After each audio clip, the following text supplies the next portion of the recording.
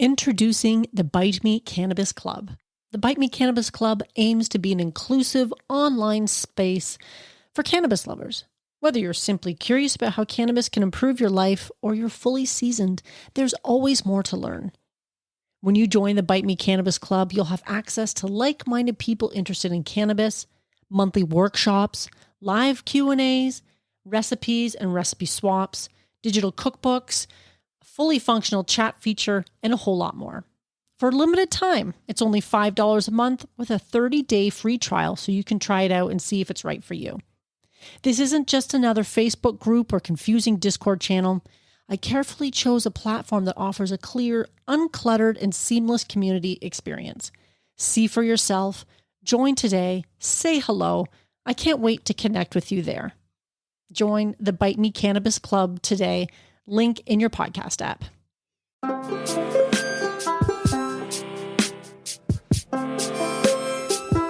In this episode, we're talking about strawberry sorbet. Fresh, delicious, and with only 3 ingredients, you'll be able to make this infused treat in no time, and it will not disappoint. Welcome to Bite Me, the show about edibles, where I help you take control of your high life. I'm your host, Marge, and I just want to take a second to say thank you for listening. This show would not be happening if it weren't for people like you wanting to learn more and get creative with making cannabis edibles. So thanks for being here. I really appreciate you. Now, a little bit of housekeeping before we get into the meat and potatoes of this particular episode. The cookbook giveaway that I was doing after I had Ashley and Dennis on the show from the Green Light Project, I'm happy to announce, if you guys are listening out there, Debbie and Dan were winners of the e-cookbook giveaway, Smoke from the Pot. So you'll probably have already heard from them at the time of this recording, at the time that this has been released. So that's great for you guys. I'm really happy for you. It's a wonderful cookbook. I did have a chance to make the guacamole that they shared from that cookbook, which if you haven't heard that episode yet, the guacamole recipe is over on bitemepodcast.com on the episode webpage for that one. So check that one out. It might actually also be in the recipes page.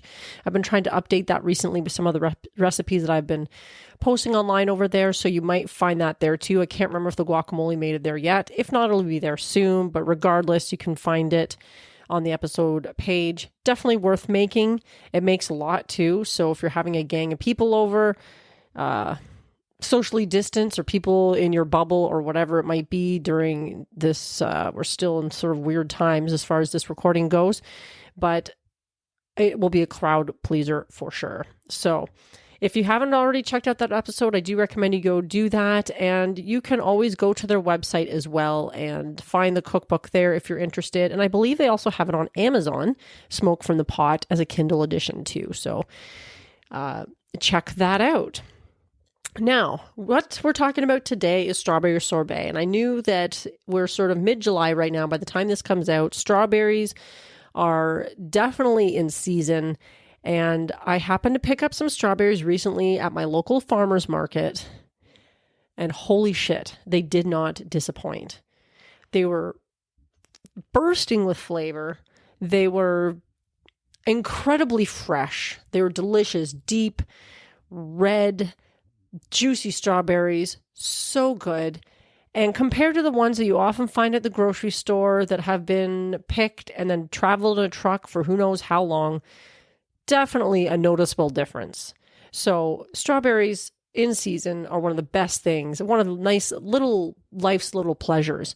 And the nice thing about making a frozen treat like this is it gives you an opportunity, not only to infuse it, of course, which is why we're here, but it also gives us the opportunity to retain some of that flavor past the date of freshness. So obviously strawberries aren't going to be in season all year round, but with this sorbet, you're going to be able to extend the life of that season just a little bit and surprisingly not lose any of the flavor.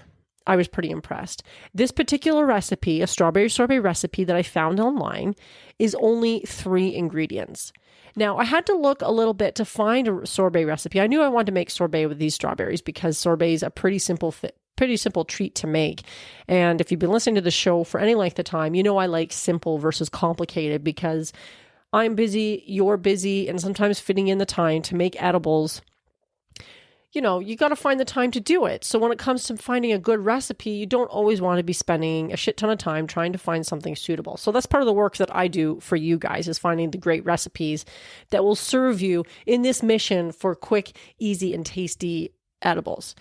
And the tricky part is a lot of sorbets call for juices or fruits, but they also call for a lot of sugar. And while I have infused sugar before, I don't think it would lend itself as nicely to this recipe as the one that I did find, which has honey in it in lieu of sugar. And of course, honey, I personally think, is easier to infuse and a little bit healthier than sugar. So you have some medicinal properties, if you will, especially if you're using unpasteurized honey, and it's easily infusible. And honey can be used in a myriad of different ways, so that's another advantage. Again, I think the tequila lime pops was a honey-based recipe, so you can go back and use it for that too if you haven't infused any honey recently. And it's something you can also pick up if you're at a farmer's market or something. There's always somebody there selling some fresh honey. So from a health standpoint, that's a consideration. If you don't really give a shit about that, I just find honey's easier to infuse versus sugar, and it can be used in a whole bunch of different ways, making it a worthwhile infusion to have on hand. And basically, this recipe requires you to have fruit, in this case, strawberries, your infused honey, and water, warm water. And that's it.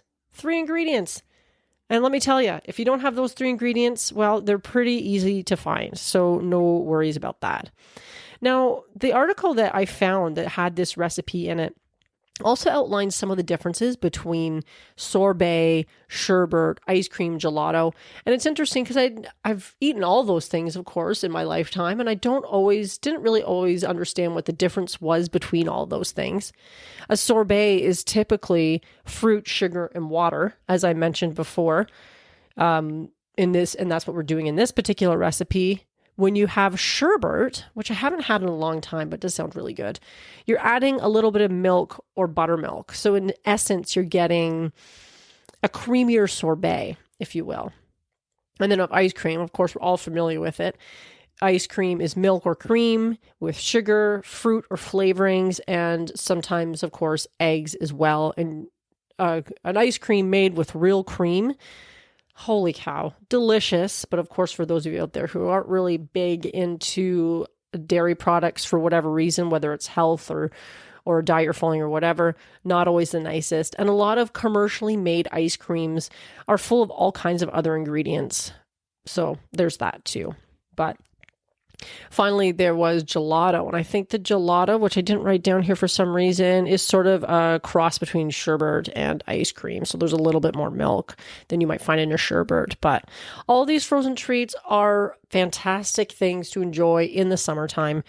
And we're going to go with the sorbet because it's simple. It's the simplest one we can do. And while you could infuse some cream and make an ice cream, the other thing I liked about this recipe is that it didn't require really any specialty tools. A lot of the times, if you're going to make ice cream at home, you need an ice cream maker. And actually, a lot of the sorbet recipes that I found that looked equally as delicious. One of my favorite websites, Nourished Kitchen, had a strawberry mint recipe, but it required an ice cream maker. And as much as I love making frozen treats in the summertime, I personally live in a country where we get lovely weather for 3 months of the year, and the rest of the year, it's a real shit show. You never know what's going on. And so investing in an ice cream maker, as much as it would be fun to have, becomes just another appliance I have to store somewhere because I'm not using it most times of the year. Ice cream or summertime for sure. I want all the ice cream. I want all the frozen treats and stuff like that to help keep cool. But I'm not making ice cream in December. I'm going to tell you that. So that's another reason why I chose this particular recipe, because you really just need a food processor and a decent blender because you are essentially blending frozen fruit. So if you have one of those two things, or you need to pick one up, you can probably find one for pretty inexpensive. Maybe you can find a used one out there on Craigslist or Kijiji or whatever. So that's not going to be a big barrier to making this particular recipe. So what I would recommend in this one is, and what she does in this recipe, which I will link to in the show notes so you have that, is seasonal fruit. And I think the best way you're going to maximize the flavor of this, would be to use the freshest fruit you possibly can.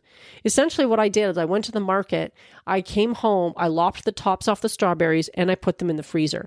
Because if you don't have fresh fruit, you can use already frozen from the store. But I find that the fresh fruit is going to impart a better flavor for you. So I came home, I lopped the tops off, and I froze them whole. Now, if I was to make this again, which when I'm done with this recipe, I just might after I'm finished eating it, I would probably quarter the strawberries instead of putting them in whole because it would be easier to blend. I used a blender in my case. It is a pretty heavy duty blender. I have a Vitamix, but I don't have a food processor anymore. It might have been easier in a food processor to do the whole fruit, but I found that after so many of the strawberries got blended up, my Vitamix was having to work pretty hard to blend up the rest. But fortunately, they do start to soften, so I could almost crush some of the strawberries. But it might have been an easier job or task to complete had I quartered the strawberries before putting them in the freezer. So take the tops off, quarter the strawberries, throw them in the freezer for 2 or 3 hours until they're frozen. And then you essentially put them in your food processor. You put them in the food processor or your blender. You blend it up until it's like you'll start to see that creamy consistency almost. They get chopped up pretty small. If you need to help it along a little bit, this is where you're adding some of the warm water. It called for a 1/4 cup. I probably ended up using a little more than that because, like I said, my blender was having to work hard again because I used whole fruit instead of maybe cutting it up a little smaller, which would have helped do some of the work ahead of time. So I probably would have had to use less warm water, but you just throw it in there and that's it. And then when it's all done, which I ended up doing in the bowl, if you have the food processor and you got a consistency and is working through your blender or processor okay, or food processor okay, you can add in your infused honey at that time and blend it up until it's well mixed. I did a lot of that by hand because my blender was just not cooperating with me, probably for the reasons I mentioned above. But you add in that infused honey, and I think it just called for a couple of tablespoons. So depending on the potency of your honey, that could be a little bit, it could be a lot. You're also tasting it for the sweetness. You don't necessarily want to make this sorbet too sweet. The strawberries really will shine. And I find that my honey has a little bit of a weedy taste, but when I was eating the sorbet afterwards, you didn't really notice it at all. And so after all that's done, you put it back in the freezer and that's it. That's all it is. And I had some of it a couple nights ago before recording this. And the flavor is phenomenal. You think of that frozen or that ripe strawberry, a juicy ripe strawberry you've just picked or something like that, and that's the flavor you're getting. And that's why I was so impressed with this idea of making sorbet, and I'll probably be making sorbet with other in-season fruits as well later this summer because that flavor was so amazing. And it makes a really nice treat that isn't super sugar laden. If you're wanting something in the evening after dinner, cold, it's going to cool you off. It'll be a nice after dinner treat. It's pretty healthy as far as cold icy desserts go. You can pretty much enjoy this stuff guilt-free because it's pretty well blended strawberries with a little bit of your infused honey. And again, your dosing, you're totally in control of that. Take control of your high life, my friends. Am I right? Woo woo. You can totally control your dosing by infusing it with the honey to your preference. So if you want a little bit more honey in it, great. If you want to have a stronger infused honey to begin with, that's one other way to do it. I can't remember how strong my honey is at the moment, but it's a moderate dose. It's nothing too crazy. So it's something that you might be able to enjoy after dinner and enjoy the nice relaxing body high that's going to follow to the degree that you want it to. And that's it. My only other tip that I would make for doing this is to remember that when you take it out of the freezer because you want to serve some, you're going to need to let it rest for about 10 minutes because it will be hard as a rock. And I made that mistake the other night. I took it out of the freezer. I'm like, oh, I really want some of this sorbet. It tastes so good. And I had to wait. I mean, there's nothing wrong with waiting, of course, but if you're super excited, if you have guests over or something like that, you are going to want to give it about 10 minutes or so just to soften enough so you can get that ice cream scoop in there. And and serve it so it's not so difficult to work with. So that is the recipe for this week. I hope you give it a shot. Like I said, all those show notes, there'll be some in the podcasting app that you're using. Most of the notes will be over at Bite Me Podcast on the episode page. And I'll link to all the important things there, things that I've mentioned in this episode and the recipe itself. And that brings me to the question I have for you guys. Is there a recipe that you would like me to try? Or do you have any burning questions? Because I'm always on the lookout for fun new recipes that I can try and infuse. And as you've probably noticed, I take a lot of regular recipes and elevate them a little bit, just to show you guys how easy it is to take a recipe that you found on a favorite website or favorite cookbook or a family recipe or whatever. You can take one of those and tweak it to how you like it and elevate that recipe. So do you have any burning questions for me too? I am working on a Q&A episode coming up shortly. I've got a couple of questions in the back pocket that people have sent me that I'll be addressing. So if you have any more, by all means, I can make it one big epic episode. And you can always email me questions at bitemepodcast@fastmail.com. Or if you're over on the website at bitemepodcast.com, there is that speak pipe feature, which would be fun to try because it allows you to leave a voice message that I will hear. And I could probably even import that into the podcast as well. Now, there's a thought, something I haven't tried before, but something that could be fun for you to try if you would rather speak your question than write your question. So in any case, I hope you enjoy this recipe. I hope you guys are staying cool, and I hope you guys stay high.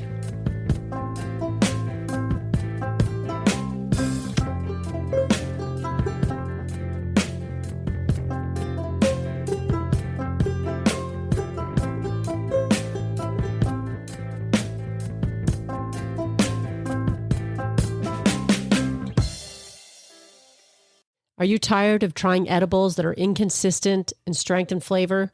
Attempting to figure out your tolerance? Do you want to take control of your edibles experience and find the optimum combination of factors that results in the best outcome?